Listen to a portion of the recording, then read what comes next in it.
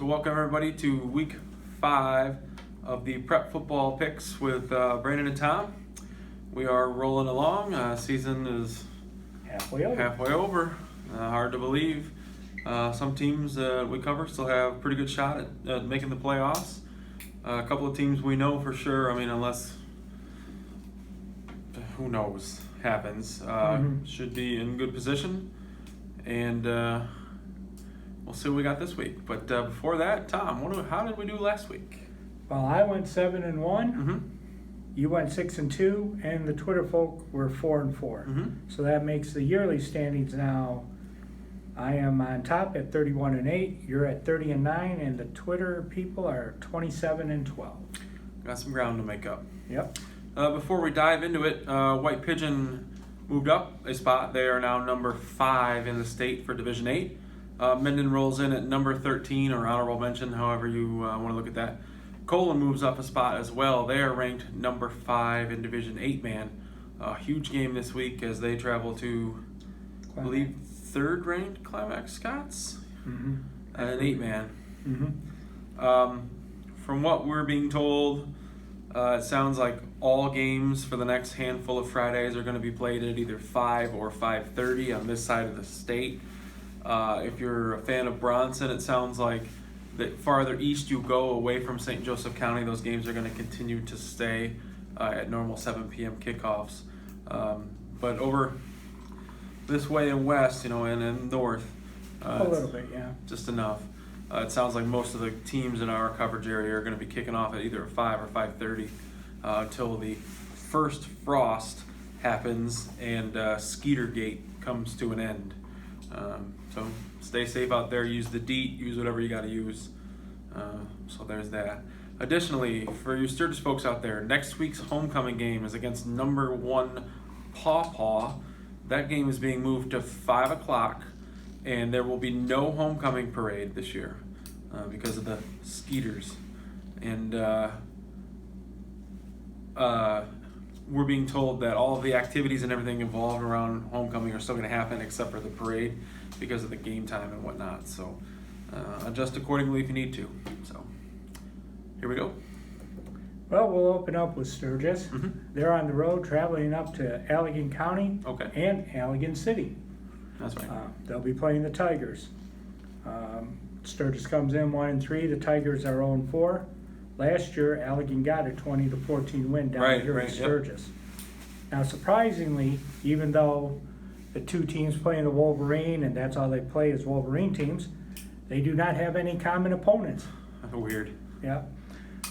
But I look at it this way. I think Sturgis has been offensively moving the ball. Oh, yeah. As long as they can control, not giving up time of possession, don't give up any big plays like they did against Three Rivers last week. Yep. I think Sturgis gets the win, and I'm going to go 21-15. Okay, I'm going to take Sturgis 22-16 with a double-digit lead there to start third quarter. I think it's 13 or 14 to nothing at halftime. Yep. Next up, we got a little bit of a rivalry. Vicksburg comes down to Armstrong Field to play Three Rivers. The Dogs come in at 3-1. Three Rivers comes off last week's win against Sturgis, so they're 1-3 now. Both teams have played Sturgis so far this year. Vicksburg got a 42-0 win against the Trojans in the first week, and obviously Three Rivers 21-6 last week. Last year, the Wildcats won 37-7. I'm not seeing that this year. I think Vicksburg's got a better team than Three Rivers. I think it'll be close, but I think Vicksburg escapes with a 22-20 win. Yeah, we saw Vicksburg first game of the year, and I don't know whether they're completely healthy or whether they still have all the same kids up front, but they were physically impressive. And Three Rivers looked good last week too. I got a chance to see the second half of them, obviously with Sturgis. I just think Bulldogs, they're playing good football. I'm gonna go 27-21 Vicksburg, close. Don't they play for something? Rivalry game? Like dog bone or Wishbone something. or something, yeah. Something with a bone. In the Southwest 10, we got Centerville hosting Bloomingdale. Bloomingdale comes in winless. while Centerville's 2-2, both in league and in conference. Two tough losses. Two tough Cass losses. and White Pigeon. Yep. Last year, the Bulldogs got a 50-0 win. Mm-hmm. Bloomingdale has yet to score this year. They've been outscored 194-0, including against White Pigeon, they lost 54-0, and Hartford 39-0. Oof. Whereas Centerville got a 52-12 win over Hartford, but lost to White Pigeon 14-8. Mhm. I see the Bulldogs getting a 14-8 win, or 42-0 win. Sorry. Well, see, Centerville won 50-0 last year. Mm-hmm. Bloomingdale's giving up right around 50 a game, right? 0-4, Yep. giving up 194 points. Yep. 52-0 Centerville. We got White Pigeon traveling to Marcellus. Pigeon obviously undefeated. Marcellus is 2-2 overall, 1-2 in the league. Mhm. Last year, Chiefs got a 38-8 win. I think the Chiefs just will continue to roll. Yes. They're a physical team. I think they'll do that against the Wildcats. And I see White Pigeon getting a 28-7 victory. Defense for White Pigeon. First, second, and third thing they care about. Mm-hmm. That team plays defense, and they hit, and they're physical, and they want you to know about it. Marcel's a good football team, 2-2. You know, they had some tough competition there, but White Pigeon is on a mission right now, and I think that they win as well. I'll take them 27-0. Then the final game in the Southwest 10 that with local teams got Eau Claire coming into Mendon. Eau Claire 0-4, Mendon 3-1, both in league and overall. Last year the two teams did not play. 2 years ago, Mendon got a 54-0 win. I look at Mendon and see that Eau Claire has only scored 6 points so far this year and been outscored 221-6. I go with Mendon 52-0. Mendon's nursing some injuries. They're a little banged up. They're getting, this is a good week to draw Eau Claire. All due respect to Eau Claire. But Mendon's going to find a way to get right. They're going to play a lot of kids, I would think, this week. They're going to do the things necessary to, not get sloppy. I'll go 39-0. I don't know how. Oh, they got a kicker. Remember? Oh, yeah. Got a kicker. He's They got moving a all those kicker. extra points. I'll Yeah. go 39-0. In Southwestern Athletic Conference play, Constantine will travel to Coloma in the first actual division game. Yep. Constantine's 3-1, Coloma's 1-3 coming in.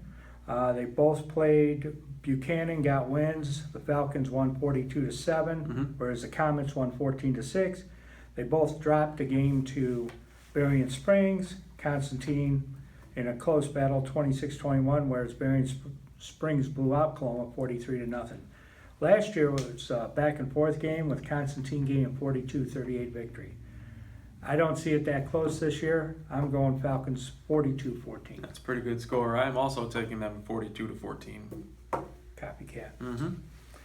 In Big 8 play, Jonesville 3-1 overall, 3-0 in the Big 8. Is traveling into Bronson, who is 0-4, 0-3 in league. Last year, Jonesville won 44-8. They both played Concord. Jonesville got the win over Concord, whereas Concord got a big win over Bronson last week. I see Jonesville, another team that's Comets. We got two Comets this week. I see Jonesville 42-6. Yeah, 3-1 for Jonesville, right? Yep. Nice little season there. Again, Bronson trying to get it figured out. Obviously, it's going to take some time. I think it's going to take effort and everything else. And not to say that they're not giving effort, but it's a lot of things have to happen for that the ball to start rolling there.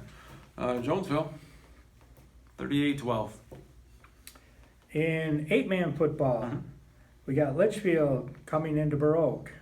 Litchfield's 3-1, 1-1 in the SCA Division B, whereas Burr Oak is 2-2, 1-0 in the league. They haven't played anybody similar yet this year.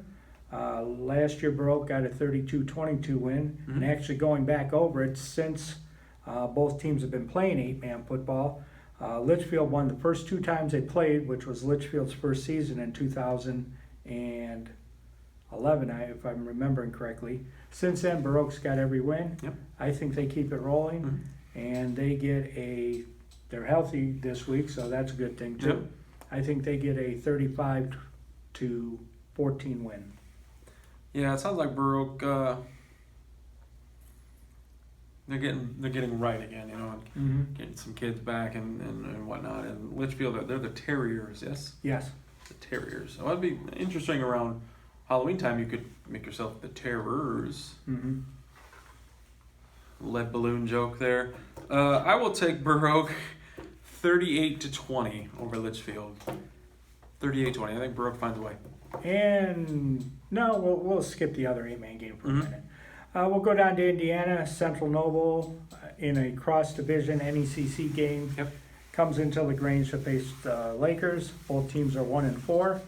Last year in a double overtime thriller, Central Noble got a 48-41 win. They both played Prairie Heights, Mhm. both got the wins. Lakers by 14 and Prairie Heights by 12. I'm going with Lakeland 27-21. Yeah, it just feels like Lakeland's a lot better than 1-4, doesn't it? I mean, Mhm. they've been in every one of their games. Obviously, they can march the football up and down the field, but I think they're better than Central Noble.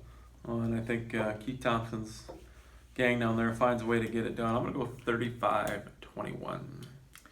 35-21. And then the matchup of ranked teams, Mhm. Colon travels up to Kalamazoo County to face Climax Scots, Mhm. the Panthers, who are in their first year of 8-man football. Right.